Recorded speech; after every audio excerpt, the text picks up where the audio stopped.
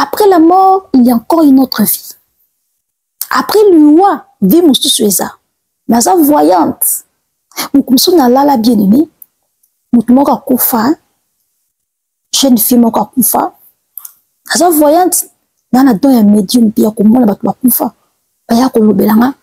Batu bakoufa baya opesanga ba message. Omo nana sunga bango. Oh, kende lobela biso bo.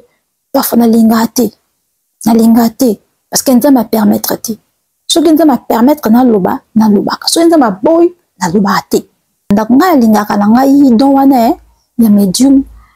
Parce que ça domoko kitoko et son rabatou na ba problème donc ya voyance et ça domoko kitoko na lingaka la voyance na lingaka la comment la lingaka la ma donza ma pesanga la senga nzambe merci parce que et ça domoko pesa na mutu soute mutu sotonga la laka nzote la ka memulima mutu la la te jomona na lali na moni mona mosmoko boy akufa kala apesinga mbote na molemo apesinga mbote na respect na ki na pongi apesinga apesinga mbote apesinga kumona kingani mais nazaki na imera malamu te na benga na ki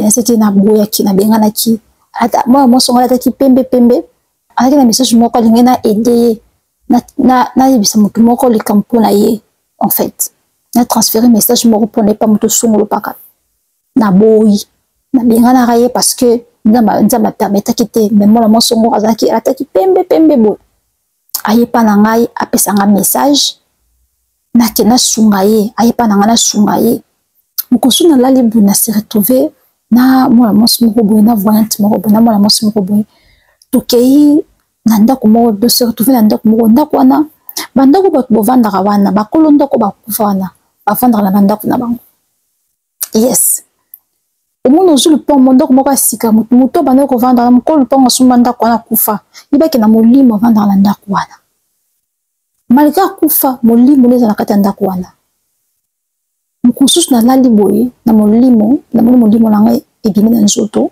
nalali nzambe azwi molimo na ngai na se retrouve na ndako moko boye na mwana mosongo mpe azalaki voyante mwana mosongo aza mpe na grâce ya nzambe namoni na kati ya ndako wana bato bandaki kovanda mais na bato bakufa mpe bafanda na kati ya ndako wana me bango bayebaka te naki na ndako wana namoni koko moko akufa kala koko wana aye pembeni na ngai apesanga message aye kosola na ngai bien-aimé aza ya mondele akufa déjà mais molimo nde ezalaka na ndako na ye